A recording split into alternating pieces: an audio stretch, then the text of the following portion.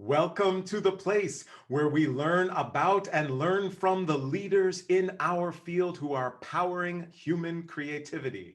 I am Aaron Dworkin, and this is Arts Engines.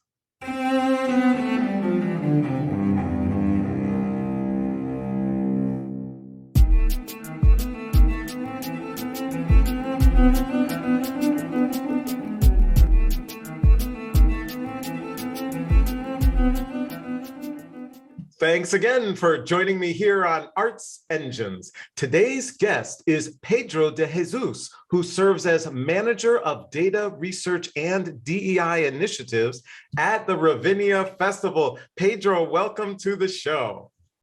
Thank you so much for having me, Aaron. It's a pleasure to be here. So I'm so excited to talk with you. And, on the show, we have a lot of both arts practitioners who are watching, but also, of course, arts administrators. And in that, a lot of times people are looking to say, how are other organizations structured? What roles do people have? And so I thought we would just start off right away with what on earth does a manager of data research and DEI initiatives do? And that'll kind of help to give us a context to talk further. It's a dream job, to say the least. So I've been at Ravinia now for about 11 years, and I've held a lot of titles at Ravinia. I've been involved in our social media team, our PR team, marketing team, and that experience kind of evolved me to start asking a lot of questions. So probably about 5 years ago now, I basically went to my boss and I said, hey, we have a lot of data. We need to start paying attention to it. And he goes, that's great. We have a lot of people we hire to do that. Would you like to work with them? So I spent a couple of years working with our external vendors and got to experience a lot of the research and data we were doing, particularly in DEI. So when I started this role, we were doing a lot of research into talking to our fans about their experiences from a DEI lens. We were trying to understand some of the barriers we may have had in attracting like Latin audiences or African American audience to Ravinia. And I got so inspired, I said, let me do this full time. Let me just do this and learn. So I got roped into every initiative, including DEI. So I've spent the last 3 or 4 years working with our DEI team to answer a lot of questions. Where are fans coming from? Are we seeing movement in certain demographics in Chicago? And I got to be the person that answered all the questions. So in the last about year and a half, when we were kind of reevaluating our DEI sort of role in the community, particularly after George Floyd in mid-2020, I was the person that held a lot of the answers. So I got to work with administration more closely, especially with our new CEO, Jeff Hayden, to really explore our DEI world. So my role primarily is in the DEI space to lead these initiatives, these conversations, and also provide a lot of historical content and guidance to all of our administration teams as we keep going forward. And not only DEI, but our main exposure in music. Right. Awesome. And so as you think about kind of, the DEI work, right, obviously the past year and a half, certainly more focus has been placed on it across all of our society, but especially, I think, including in the arts.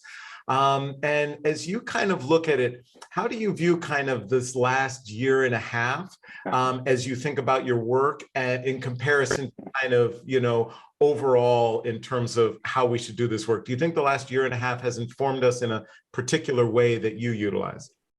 It's made us look in the mirror. Even the way that we describe our first 4 years of DEI work, Ravinia was ahead of the game in many ways. And behind in some, but in many ways we were way ahead in starting our DEI conversations from the stage. We knew that our affect was, we actually called it setting the stage from the stage, was I think how we kind of described it initially. And it was, if we get diverse artists on the stage, we'll attract diverse audiences. And yes, that is true, and that worked. But as we learned, especially in the last year, that it's that inward look that becomes very, very important. It's looking at our own internal staff demographic. It's looking at our board demographics. It's looking in the mirror to see if there's any barriers that we've accidentally put up or assumptions we've made that are preventing us from moving forward. I'll share one great example. It's one thing that really hit that I remember so profoundly was when we were talking to our African American audiences in a focus group behind the glass mirror, just engaging them about Ravinia. There were 2 things that stood out. One is they had no idea what they were coming to, which is a technical information sort of progress. But the second piece was that they have been coming for 15 years, even more, to Ravinia, and they've been regular customers.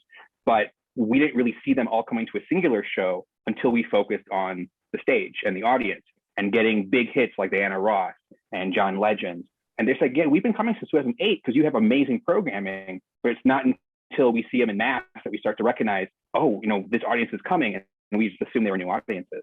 So it's those sort of assumptions can really drive a DEI initiative in the wrong direction. But a lot of our research in the area and learning this at the right times really helped us to acknowledge, A, we're doing great work, and B, we have so much more work to do. Totally. And I think that's exactly right. And especially the research, I think, fuels, right? Then as much knowledge as possible to fuel these initiatives. As you reflect back, and then I'll ask you looking forward, but first kind of reflecting back, is there anything that stands out in the past, couple of years that you look back and you're like, you know what, we really nailed this. And not only that, if many other organizations did this or achieved this, man, we would really impact the landscape. Yeah. So our Reach, Teach, Play programs at Ravinia are they're amazing. We go into the community, we teach them arts. I remember when I was listening to our former CEO's initial interview with you, he talked about the importance of not just learning about music from the academic lens, but playing it and playing together. So our system of programs in particular have been foundational to Ravinia's work in the community. And the community now knows Ravinia, not just as a concert venue, but as a provider of arts. And especially in this summer, one thing that we did a really good job in is putting our mission forward to our audience, even though many of our audience don't even know that we're a nonprofit.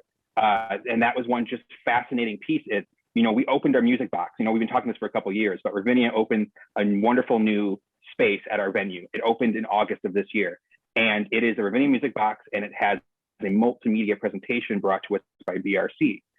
We have this gallery space after the 15-minute exhibit, in which originally had a Leonard Bernstein exhibit back in 2020, but of course, due to this wonderful pandemic, we weren't able to present that to our audiences. But this year, we made it about our Reach, Teach, Play education programs. So it's an exhibit that talks to you about where we are, the footprint, the things we do. And for a lot of people who came through, it was the first time they realized how widespread our programs were throughout Chicago communities. And they were inspired. And I'm hoping it shows in our giving and support for that area. But putting our mission forward has been the biggest step forward, I think. We're doing Jazz Scholars presented before some of our concerts this year in the park on a new stage we created out of our old carousel space. And that is just presenting to the lawn. So people get exposed to these programs we do organically now. They don't have to show up or read about it in a newsletter. When they come to go see Jazz at Lincoln Center, they get treated to a performance beforehand by our jazz scholars who have been practicing and performing together for 6 months. And in many cases, over the course of 6 years through this program that happens in the schools.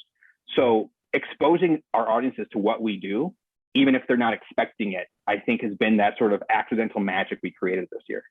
Wow. Yeah, no, that's absolutely amazing. And I just love the participatory nature of it and just the full on engagement. So now kind of shifting to looking forward. And of course, you've always, I'm sure, got to be planning and thinking, how are things going to unfold? As you look forward, are there any kind of really key challenges or things that you're seeing, these are the things we've really either got to look out for or address, or the biggest risks or obstacles moving forward? Yeah. That internal look this year has been galvanizing in many ways. It's allowed for us to really look past, we've done a great job with the stage. I think that's going to continue to churn. And we are so fortunate to have a leader in that space like Marin Alsop, who, in many ways is working ahead of the conversations in the country. And, even last year, we introduced a number of young conductors of color in the space. Programming was spot on. And as I look ahead, I think we have the stage as in our 7th year of really focusing our efforts, and that's going really well. But in terms of some of the challenges and opportunities I see coming up, it's that introspective look. Early in our DEI conversations, you always hear from not only Ravinia, but a lot of our institutions that diversifying your staff is important. And in those early conversations, I posed the question to people and I said, hey, so when you say that to a fully staffed staff, what you're saying is in some ways to some people, they have to go, or you'll be replaced. And that is a very negative look at how we diversify a staff. So what we shifted on at Ravinia was we did a lot of internal looks, a lot of internal process assessments, and we broke down our employee life cycle into a number of steps to really look at the points by which someone goes through the system. Where are the areas we see bias? Where are the areas that we see people dropping off? What does our candidate pool look like? If we're talking about hiring diverse staff, what does our candidate pool look like? Let's go 3 steps before that. Let's look at our support and retention areas. Are we losing people because they're not supported? So we have to look at internal barriers. So, we've done a lot of internal looks, including one of my pride pieces this year is one of our staff members, right after George Floyd, she didn't actually know we had a formalized DEI group that was talking because it wasn't inclusive of all staff. So she created her own, and we've adapted that into our program. But every other Thursday or so, our staff gets together and learn from each other. We call it the DEI staff lunch hour. And we've learned a lot from each other in this space. And now we're getting into programming the space and making it a more formal act of our DEI mission. But it really helps people to acknowledge the diversity in our space. We did a training on a privilege assessment, which helps a lot of staff realize they both have privilege and they actually have opportunity. Even myself, I realized that while I guess I am a Puerto Rican and Mexican man in Chicago, and in many lenses, I might be a diversity, have a lot of diversity in the group, I have a lot of privilege too. And that was actually something that really opened a lot of eyes to engage in conversation. So when I look forward, I think internal discussions, internal challenges, internal equity, we've been around for 114 years. So there's a few things here and there you hit, you're like, man, that's just how we do it. How do we get past it? How do we engage in a conversation to really turn that dial? Right. And that's going to be the focus of our next year. Amazing. It's just extraordinary work that you do, and especially how you reflect upon not only the organization, but also yourself and your own leadership in it is really just phenomenal. Unfortunately, we're just about out of time, but I always like to ask as to this work, I can only imagine at times has some pretty acute challenges or pushback that you get, those types of things. In those tough days or challenging times, where do you draw? How do you draw upon strength, inspiration when sometimes the challenges might even seem insurmountable? Collaboration. So hands down, it's going to be my peers within the organization. When I have a rough day or we have a tough challenge, our entire staff is so motivated to do better, to do good in the community. And I have peers in every department that if I hit a wall, I can call them and I can say, hey, we're really stuck here. Do you have any ideas? And we go grab a coffee and we talk about it. And I think one thing that we've really done a good job of here at Ravinia is breaking down those silos that a lot of institutions have. I'm not just, I think my former department was communications. I'm not just communication. This person is not just development. They're not just our education program. We are all Ravinia, even down to our board members who I might call and say, I had a rough week. I've had this one challenge. What do you think? So we've really drawn some great tethers across the aisle in every way here at Ravinia. And we have a really wonderful support structure and family in many ways. We use that word internally. I know that's a word that sometimes in the arts institution people just, smile at and smirk at, but we really do feel like we have each other's back. So it's that depth we have across the aisle that really helps all of us to get through every challenge, whether it's DEI or it's, hey, this email went out funky. We have so much support and love here across Ravinia that, a tough week is never really a tough week if you have the right community behind you. Oh, well, Pedro de Jesus, you truly are one of the arts engines who is powering human creativity in our world. Thank you so much for being on the show. Thank you so much, Aaron. It's been a pleasure to be here.